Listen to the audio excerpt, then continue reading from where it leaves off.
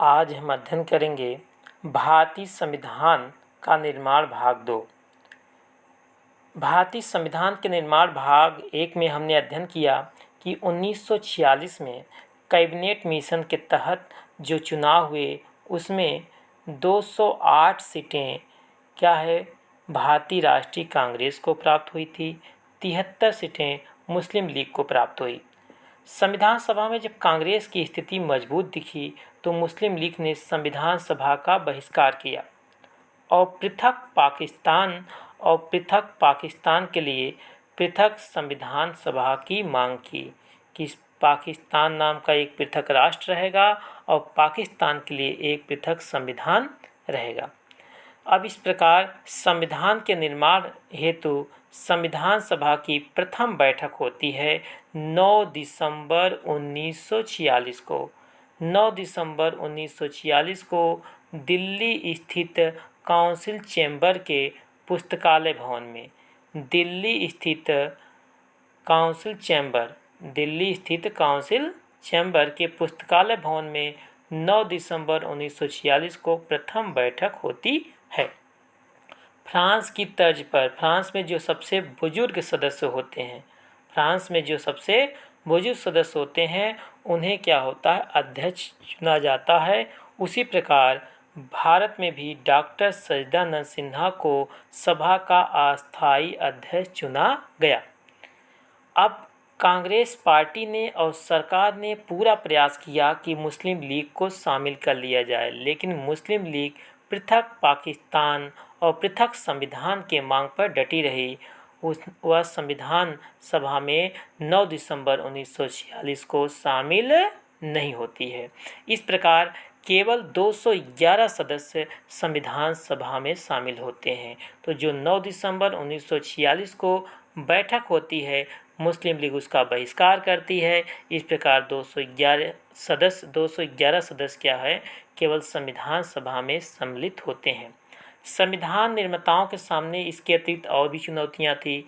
सबसे पहली चुनौती ये थी कि उन्हें कैबिनेट योजना के अनुसार काम करना था। बहुत चुनौतियों में से सबसे पहली चुनौती थी कैबिनेट योजना, क्योंकि भारत स्वतंत्र हुआ नहीं था, भारत को स्वतंत्रता नहीं दी गई थी और संप्रभुता जो है पूरा ब्रिटिश संसद के हाथों में थी। भारत के हाथों में संप्रभुता नहीं थी। उन्हें केवल कैबिनेट योजना के तहत काम करना था। कैबिनेट योजना के तहत संविधान का निर्माण करना था। इसमें और भी कमियां थी कि इसमें संविधान शब्द का प्रयोग नहीं किया गया था। संविधान शब्द का प्रयोग इसमें नहीं किया गया था। कैबिनेट मिशन जो आया था 1946, इसमें केवल संविधान बनाने के उपकरण शब्द का प्रयोग किया गया था। इस प्रकार जब संविधान सभा की दूसरी बैठक होती है 11 दिसंबर 1946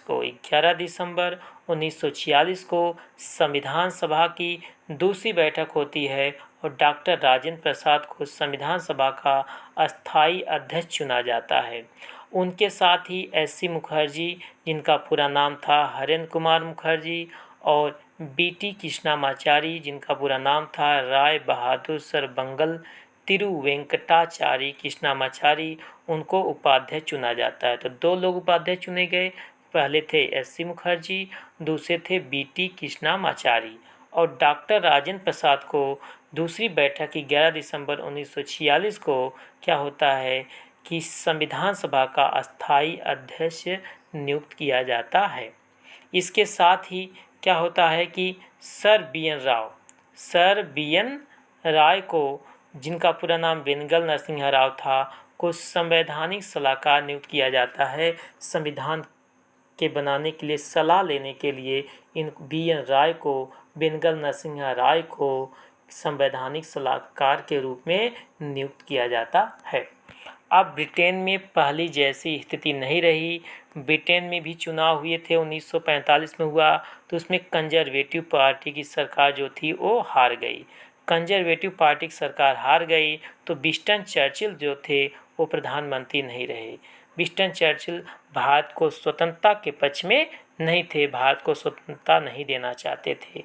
लेबर पार्टी की चुनाव में विजयी होती है और लेबर पार्टी भारत के स्वतंत्रता की समर्थक थी और क्लेमेंट एटली उस समय प्रधानमंत्री बनते हैं 1945 में, और जो भारत के स्वतंत्रता के समर्थक थे। संविधान की प्रक्रिया जारी रहती है और 13 दिसंबर 1946 को पंडित जवाहरलाल नेहरू जो होते हैं ने सभा में एक ऐतिहासिक उद्देश्य प्रस्ताव पेश किया और जिसको 22 जनवरी ये होना चाहिए 1947 को स्वीकार कर लिया गया। 13 दिसंबर 1946 को पंडित जवाहरलाल नेहरू ने सभा में ऐतिहासिक उद्देश्य प्रस्ताव पेश किया, जिसको 22 जनवरी 1947 को सभा द्वारा स्वीकार कर लिया गया। इसको स्वीकार कर लिया गया, इसी का जो परिवर्तित रूप है आज हमारी प्रस्तावना है, संविधान की जो उद्देशिका बनी है, ये उद्देश्य प्रस्ताव के परिवर्तित रूप से बनाया गया है। मुस्लिम लीग द्वारा संविधान सभा का बहिष्कार अब भी जारी रहा। तो मुस्लिम लीग क्या की, उन्हें संविधान सभा का बहिष्कार करना जारी रखा और प्रत्यक्ष कार्रवाई करने लगी, जिसके कारण पूरे देश में सांप्रदायिक दंगे जैसी स्थिति बनी गई। अब जब सांप्रदायिक दंगे जैसी स्थिति बन गई तो प्रधानमंत्री क्लेमेंट एटली जो ब्रिटेन के प्रधानमंत्री थे, उन्होंने कहा कि इस युद्ध जैसी स्थिति में भारतीयों को उनके हाल पर छोड़ देना चाहिए, कि भारतीयों को उनके हाल पर छोड़ देंगे तो वे खुद ही अपनी समस्या का समाधान कर लेंगे। तो प्रधानमंत्री क्लेमेंट एटली ने 20 फरवरी 1947 को ये घोषणा की। उन्होंने क्या घोषणा की कि 30 जून 1948 तक भारत को पूरी तरह से स्वतंत्र कर दिया जाएगा और अंग्रेज भारत को पूरी तरह से छोड़ देंगे। अब इसके लिए क्या होता है कि जो पहले लॉर्ड बेवेल थे, उनके स्थान पर 24 मार्च 1947 को लॉर्ड माउंटबेटन को भारत का अंतिम वायसराय नियुक्त किया गया। जानते रहिए कि भारत का जो अंतिम वायसराय नियुक्त किया गया था, अंतिम वायसराय वो कौन थे? Lord Mountbatten. और वही भारत के पहले गवर्नर जनरल बने। भारत के पहले गवर्नर जनरल कौन था बने? ये लॉर्ड माउंटबेटन। मतलब लॉर्ड माउंटबेटन को भारत का पहला गवर्नर जनरल बनाया गया और यही ब्रिटिश सरकार के अंतिम वायसराय नियुक्त किए गए। अब इन्होंने 3 जून 1947 को एक घोषणा की भारत के बंटवारे की। भारत के बंटवारे की एक घोषणा 3 जून 1947 को लॉर्ड माउंटबेटन द्वारा की गई। इसके अंतर्गत 2 राष्ट्र होंगे, भारत और पाकिस्तान नाम के 2 राष्ट्र बनेंगे। अब इसके बाद क्या हुआ कि जो देशी रियासतें थी कि जो प्रतिनिधि थे वो संविधान सभा में शामिल हो गए। अब उन्हें मालूम होगा कि हमको किधर जाना है, तो इस प्रकार जो देशी रियासतों के प्रतिनिधि थे वो संविधान सभा में शामिल होने लगे। भारतीय हिस्से के मुस्लिम लीग के जो सदस्य थे वो भी सभा में शामिल हो गए। हैदराबाद जो था एकमात्र ऐसी देशी रियासत था, हैदराबाद एकमात्र ऐसी देशी रियासत था जिसके प्रतिनिधि संविधान सभा में सम्मिलित नहीं हुए थे। 1948 में जब यह भारत में मिला लिया गया, उसके बाद उसके भी सदस्य जो हैं संविधान सभा में शामिल हो गए। 26 जुलाई 1947 को गवर्नर जनरल ने पाकिस्तान के लिए पृथक संविधान सभा की स्थापना की कि 26 जुलाई 1947 को लॉर्ड माउंटबेटन ने कहा कि पाकिस्तान भी अपने लिए अलग संविधान सभा बनाएगा और अपने अनुसार अपना संविधान बनाएगा। इसके लिए 26 जुलाई 1947 को गवर्नर जनरल ने घोषणा की। 15 अगस्त 1947 का दिन पूरे भारतीयों के लिए और पाकिस्तान जो बना है उनके लिए आज यह दिन बहुत ही गर्व का दिन था। 14 अगस्त 1947 को अर्धरात्रि के समय भारत आज़ाद होता है।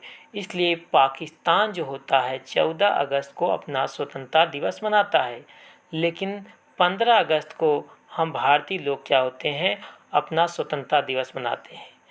अब यहाँ पर 1947 का भारतीय स्वतंत्रता अधिनियम पारित किया गया। इसमें क्या कहा गया? इसमें ये किया गया कि जो भारतीयों के ऊपर भी ब्रिटेन की सत्ता थी, उस सत्ता को पूरी तरह से समाप्त कर दिया गया।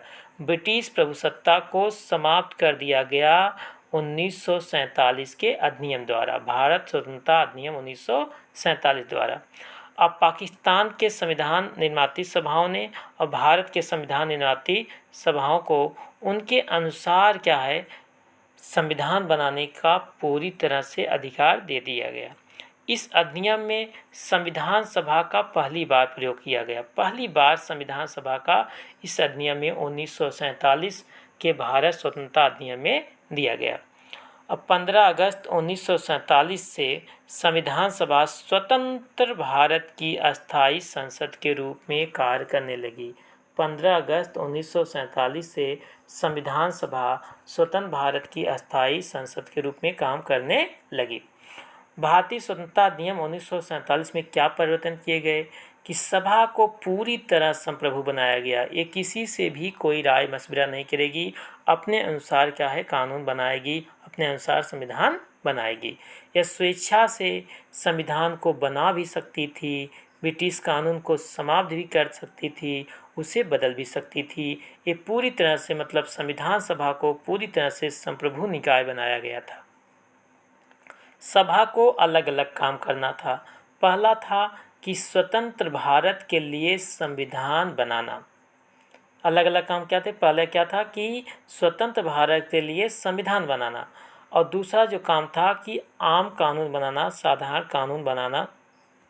ये दो काम, और दोनों को अलग अलग दिन करना था। संविधान बनाने का काम और कानून बनाने का, दोनों का काम अलग अलग दिन करना था। इसलिए दो अध्यक्ष थे।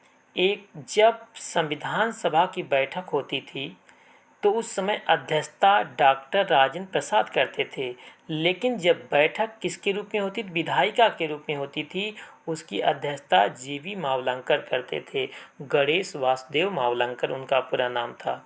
तो इस प्रकार जब संविधान सभा की बैठक क्या होती, संविधान सभा के रूप में होती थी, अध्यक्षता डॉक्टर राजेंद्र प्रसाद करते थे, और जब बैठक विधायिका के रूप में होती थी तो उसकी अध्यक्षता जीवी मावलंकर, गणेश वासुदेव मावलंकर करते थे। तो इस प्रकार आप देखेंगे कि संविधान सभा स्वतंत्र भारत की पहली संसद, संविधान सभा ही स्वतंत्र भारत की पहली संसद बनी। तो 26 नवंबर 1949 तक ये दोनों रूपों में काम करती रही, मतलब कानून का निर्माण भी होता रहा और संविधान का निर्माण होता रहा। अब 26 नवंबर 1949 को क्या होता है कि जो बैठक होती है उसमें संविधान सभा की, उसमें क्या होता है कि 299 सदस्यों में से केवल 284 सदस्य उपस्थित थे जिन्होंने संविधान पर हस्ताक्षर किए। 299 में से 284 सदस्य उपस्थित थे जिन्होंने संविधान पर हस्ताक्षर किए। अब पाकिस्तान में शामिल हो चुके जो मुस्लिम लीग के सदस्य थे वो भारतीय संविधान सभा से अलग हो गए। ठीक, तो 26 नवंबर 1949 तक ये काम करता रहा। आगे देखिए, जो सदस्यों की संख्या 389 थी वो 299 हो गई। जो सदस्यों की संख्या पहले 389 तय की गई थी वो 299 हो गई, और भारतीय प्रांतों की संख्या 296 से घटकर 229 हो गई, और जो देशी रियासतें थी उनकी संख्या 93 से घटकर 70 हो गई। अब संविधान सभा ने इसके साथ अन्य भी कार्य किए। पहला कार्य क्या किया कि मई 1949 में राष्ट्रमंडल में इन्होंने अपना सत्यापन किया। राष्ट्रमंडल ऐसे देशों का समूह होता है, मतलब बनाया गया था जो पहले ब्रिटेन के अधीन थे, अब स्वतंत्र हो गए हैं, उनको वहाँ पे सदस्यता दी गई, लेकिन उस पर किसी प्रकार का कोई प्रतिबंध नहीं था। स्वेच्छा से कोई भी इसका सदस्य बन सकता था। तो भारत ने भी इसकी सदस्यता का सत्यापन किया। 22 जुलाई 1947 को राष्ट्रीय ध्वज को अपनाया गया। 22 जुलाई 1947 को जो हमारा ध्वज फहराते हैं उसको अपनाया गया। 24 जनवरी 1950 को 3 काम हुए। उस समय राष्ट्रीय गान को अपनाया गया, राष्ट्रीय गीत को अपनाया गया, और उसी दिन डॉक्टर राजेंद्र प्रसाद को भारत के पहले राष्ट्रपति के रूप में चुना गया। तो डॉक्टर राजेंद्र प्रसाद को पहले राष्ट्रपति के रूप में चुना गया। तो इस प्रकार आप देखते हैं कि भारतीय संविधान को बनाने में लगभग कितना समय लगा। भारतीय संविधान को बनाने में 2 साल 11 माह 18 दिन लगा। भारतीय संविधान को बनाने में 2 साल 11 माह 18 दिन लगे। 166 बैठकें हुई और भारतीय संविधान के निर्माताओं ने 60 देश के संविधानों का अवलोकन किया था। प्रारूप पर 114 दिनों तक विचार विमर्श किया गया और इस प्रकार इसके निर्माण में 63,96,729 रुपये खर्च किए गए। 24 जनवरी 1950 को संविधान सभा की अंतिम बैठक हुई। इसके बाद 26 जनवरी 1950 को संविधान ने 1951 में जो आम चुनाव हुआ था, देखिए, तो 26 जनवरी 1950 से 1951 में जब तक चुनाव नहीं हुआ तब तक ये नई संसद बनने तक ये जो अंतरिम संसद बनी थी वह काम करती रही। इस प्रकार से हमारे भारतीय संविधान का निर्माण हुआ। भारतीय संविधान के निर्माण से संबंधित तीसरा भाग जो है अगले वीडियो में बताया जाएगा। धन्यवाद।